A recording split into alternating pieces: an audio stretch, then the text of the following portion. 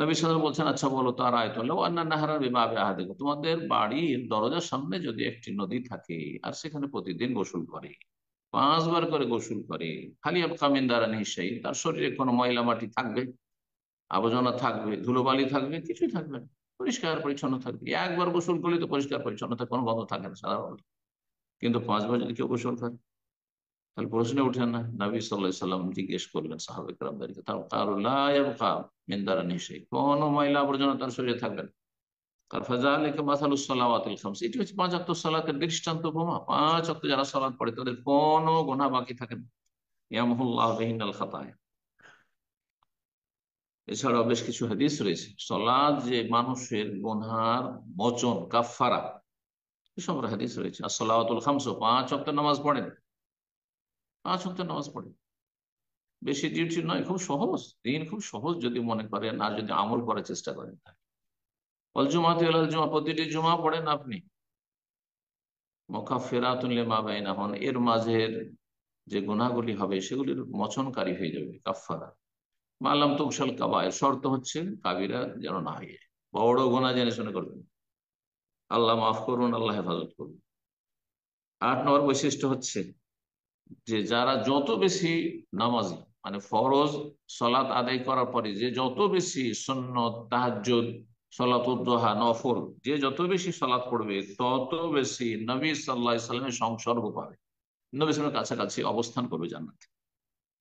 একজন যুবক ছেলে, অল্প বয়সের ছেলে, 14-15 বছর বয়স, রাবিয়া ইবনে কাব আল আসলামী, তিনি নবী সাল্লাল্লাহু আলাইহি সাল্লামের ছোট কালে খেদমত করতেন। বলছেন, কুনতু আবিতু মা রাসূলিল্লাহ সাল্লাল্লাহু আলাইহি ওয়াসাল্লাম, এমন তিনি অতপ্রত ভাবে জড়িত থাকতেন নবী সাল্লাল্লাহু আলাইহি ওয়াসাল্লামের খেদমতে, যে বলছেন যে আমি তার সাথে রাত কাটাতাম, বাইরে যখন বাড়ির বাইরে থাকতেন নবী সাল্লাল্লাহু আলাইহি ওয়াসাল্লাম রাত কাটাতাম। ফাতাই তবি ওয়াজু হাজাতেই, তার ওযুর পানি নিয়ে এসে দিতাম, তার যে কোনো প্রয়োজন হলে প্রয়োজন মিসওয়াক এনে দিতাম, জুতো স্যান্ডেল সোজা করে দিতাম। ফাখার নবী সাল্লাল্লাহু আলাইহি ওয়াসাল্লাম একবার খুশি হয়ে আমার উপর বলতেন, সালনি ইয়া রবিয়া, হে রবিয়া, আমার কাছে কিছু চাও, তুমি কিছু চাও না? একটু যুবক ছেলে, তোমার চাওয়া পাওয়া নেই? উদ্দেশ্য নবী সাল্লাল্লাহু আলাইহি ওয়াসাল্লাম দুনিয়ার কিছু টাকা পয়সা, আর তারপরে কোনো ছাগল চাইবে অথবা উট চাইবে, সে যুগের মূল্যবান সম্পদ উট ছিল, কিছু চাও? অনেককে দিচ্ছেন নবী সাল্লাল্লাহু আলাইহি সাল্লাম, যা আসছে বাইতুল মাল। তখন বলছেন রবি, আমি বললাম, ফকুল তো আসআলুকা মুরাফাকাত ফিল জান্নাহ, আপনার সাথে জান্নাতের সঙ্গী হইতে চাই। সুবহানাল্লাহ, আপনার জান্নাতের সঙ্গী হইতে চাই। কাল আল্লাহ বলছেন, আরে জান্নাতের সঙ্গী হইতে যাবেন, আওয়া গায়রা জালিক, এছাড়া আর কিছু, দুনিয়ার কিছু চাও? ইঙ্গিত করছেন তাকে যে ছেলে হয়তো বুঝছে না আমার কথা, আওয়া গায়রা জালিক, আর কিছু চাও? কুল তো হুয়া যাকা, বড়ই মাশাআল্লাহ, আল্লাহর নিয়ামত এরকম সন্তান, এটি চাই শুধু, হুয়া যাকা, এছাড়া আর কিছু চাই না। তাহলে নবী সাল্লাল্লাহু আলাইহি ওয়াসাল্লাম বললেন, তাহলে এক কাজ করো, আমাকে আমাকে সাহায্য করো তোমাকে সঙ্গে নেওয়ার জন্য। তাহলে সাহায্য করতে হবে, রাসূলুল্লাহ সাল্লাল্লাহু আলাইহি ওয়াসাল্লামকে বলছেন, ফাআইননি আলা নাফসিকা বিকাসরাতি সুজুদ, তুমি তোমাকে আমার সঙ্গে নেওয়ার জন্য, কাছাকাছি রাখার জন্য আমাকে সাহায্য করো, আমার সাথে তুমি সহযোগিতা করো, বিকাসরাতি সুজুদ, বেশি বেশি সেজদা করে। সলাতের বাইরে কোনো সেজদা এইভাবে নেই, শুধু সেজদায় শুকর এবং সেজদা তিলাওয়াত। আর এইসব বেদাতি সেজদা, একটা সেজদা দিল তারপর টান দিয়ে চলে গেল, এটা বেদাতি কাজ, কোনো সেজদা নাই। এক সেজদা, সেজদা বলতে নফল নামাজ, ফরজের পরে নফল সালাতকে সেজদা বলা হয়েছে কোরআন হাদিসের ভাষায়।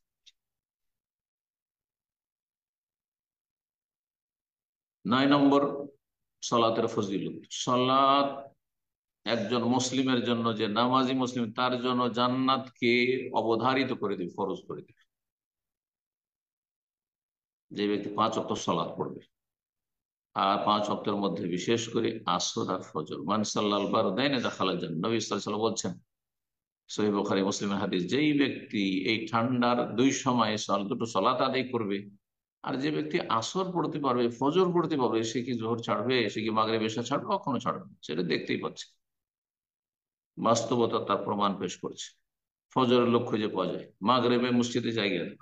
জি। যেই ব্যক্তি 2 ঠান্ডার সময় সালাত আদায় করবে, আসর ফজর, সে জান্নাতে অবশ্যই যাবে। 10 নম্বর, জাহান্নাম হারাম হয়ে যাবে, যেই মুসলিম 5 ওয়াক্ত নামাজ আদায় করবে তার জন্য জাহান্নাম হারাম হয়ে যাবে। নবী সাল্লাল্লাহু আলাইহি ওয়াসাল্লাম বলছেন সহিহ মুসলিমের হাদিস, লাই আলে জান্নাত, কখনো জাহান্নামে যাবে না, কখনো জাহান্নামে যাবে না কে, মান সাল্লাহ কাবলা তলুই শামস ওয়া কাবলা গুরুবিহা, যেই ব্যক্তি সূর্য উদয় হওয়ার আগে, সূর্য ওঠার আগে সালাত আদায় করে ফজর, আর সূর্য ডুবার আগে সালাত আদায় করবে আসর, এই দুটো সালাত যত্ন সহকারে যদি কেউ আদায় করতে পারে, তাহলে সে হচ্ছে পাক্কা নামাজ, সে হচ্ছে কুফরি মুক্ত হওয়ার সাথে সাথে সে মোনাফিকি মুক্ত, মোনাফিকের চালচলন তার জীবনে নেই।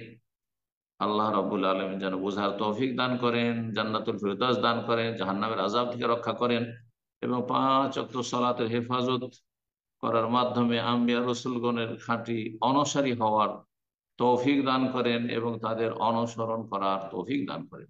উলাইকাল্লাযীনা হাদাল্লাহ, সূরা আনআমে বলছেন, 18 জন নবীর কথা আল্লাহ উল্লেখ করে যে এদেরকে আল্লাহ হেদায়েত দান করেছেন, সঠিক পথে প্রতিষ্ঠিত রেখেছেন আম্বিয়া রসুলগণকে। হবে হুদাহ মুক্তাদি, সুতরাং হে নবী সাল্লাল্লাহু আলাইহি সাল্লাম, হে নবীর উম্মত, তোমরা আম্বিয়া রসুলগণের হেদায়েতের অনুসারী, তারা যে ভালো কাজ করেছেন, সঠিক পথের প্রতীক ছিলেন, সেই পথের অনুসারী হয়ে যাও। আল্লাহ রাব্বুল আলামিন যেন তৌফিক দান করেন। জাযাকুমুল্লাহু খাইরান। রাসূলুল্লাহ সাল্লাল্লাহু আলাইহি ওয়া সাল্লাম মুহাম্মদ ওয়া আলা আলিহি ওয়া সাহবিহি আজমাইন।